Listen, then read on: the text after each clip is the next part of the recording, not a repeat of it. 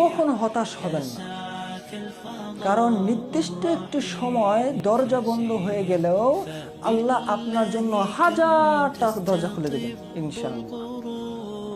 আপনার বিপদে বা কষ্টে সবাই আপনার থেকে মুখ ফিরিয়ে নিলেও এটা খেয়াল রাখবেন, এটা মনে রাখবেন, আল্লাহ কখনোই আপনাকে একা ছেড়ে যান না। বুঝতে পারছেন বিপদটা?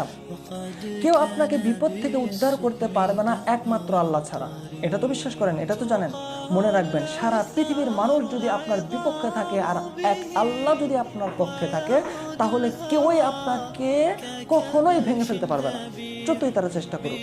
আল্লাহ একাই যখন যথেষ্ট আপনার জন্য, তখন কে পাশে আছে আর কে পাশে নেই এসব দেখে কষ্ট পাওয়ার আর কোনো প্রয়োজনই থাকতে পারে না।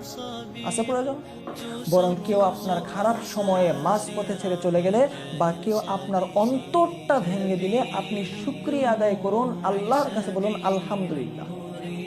আল্লাহর শুকরিয়া আদায় করবেন, কারণ আপনার জীবনে আপনি এমন কাউকে বিশ্বাস করে ঠাঁই দিয়েছিলেন, সে আপনার জন্য মোটেও কল্যাণকর ছিল না, আপনার বিশ্বাসের যোগ্য সে ছিল না, তারপরও বিশ্বাস করেছেন। এখন ভাবেন, এমন অকল্যাণ কাউকে আল্লাহ আপনার জীবন থেকে দূরে সরিয়ে দিয়েছেন। কারণ চলে যাওয়া কখনো আপনার জীবনকে থামিয়ে দিতে পারে না, এমনকি আপনি হতাশও হতে পারেন না। যেখানে আল্লাহ বলে দিয়েছেন, ভয় পেও না, আমি তোমাদের সাথে আছি, আমি সব শুনি এবং দেখি। আল্লাহ তো সব শুনেন, সব দেখেন। যে আল্লাহকে পেল তার তো হারানোর আর কিছুই নাই, কিন্তু যে আল্লাহকে হারালো সে সব কিছুই হারাইলো। একমাত্র আল্লাহর ওপর ভরসা করে এগিয়ে জীবনে তখনই দেখবেন জীবনের প্রতিটা ক্ষেত্রে তিনি আপনাকে সাহায্য করেন যা আপনি কল্পনাও করতে পারেন।